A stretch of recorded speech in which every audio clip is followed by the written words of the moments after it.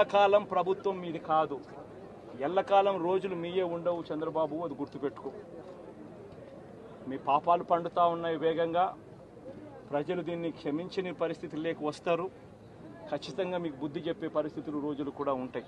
శాతనైతే మంచి చేయండి, మంచి చేసి ప్రజల మనసులు గెలుచుకుని ఓట్లు ప్రజల మనసుల్లో స్థిరస్థాయిగా నిలబడే కార్యక్రమం చేయండి. కానీ తప్పుడు రాజకీయాలు ఈ మాదిరిగా నువ్వు ఒక్కరివే చేస్తావు అనుకుంటా ఉన్నావు. ఇదే మాదిరిగా కొనసాగితే రాష్ట్రంలో ఒక తప్పుడు సాంప్రదాయానికి నువ్వు నాంది పలుకుతా ఉన్నావు.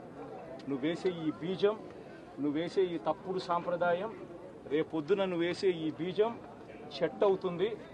రేపొద్దున నువ్వు ఏదైతే ఇత్తుతావో అదే పండుతుంది. రేపొద్దున మళ్ళీ మీ గ్రామాలలో మీ కార్యకర్తలకు ఇదే పరిస్థితినే, ఇదే మాదిరిగానే మళ్ళీ జరిగే కార్యక్రమాలు కూడా జరుగుతాయి. అటువంటి తప్పుడు సాంప్రదాయాలు దయచేసి ఇప్పటికన్నా ఆపండి. నాయకులుగా ఉన్న మనలాంటి వాళ్ళం ఇలాంటివి ప్రోత్సహించకూడదు. ఇలాంటివి ఎవరు తప్పు చేసినా తప్పు అని చెప్పే కార్యక్రమం నాయకులుగా మనం చెయ్యాలి. కానీ దగ్గరుండి ఈ మాదిరిగా ప్రోత్సహించడం అతి దుర్మార్గమైన కార్యక్రమం. దయచేసి దీనికి ఫుల్ స్టాప్ పెట్టే కార్యక్రమం ఖచ్చితంగా చెయ్యండి చంద్రబాబు అని చెప్పి సందర్భంగా మరొక్కసారి చంద్రబాబును ఈసారి హెచ్చరిస్తున్నామని కూడా చెప్తా ఉన్నాం. ఈసారి కోరడం లేదు, హెచ్చరిస్తున్నామని కూడా చెప్తా ఉన్నాం.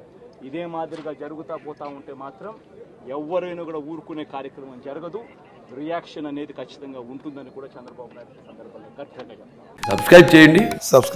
Please do subscribe to.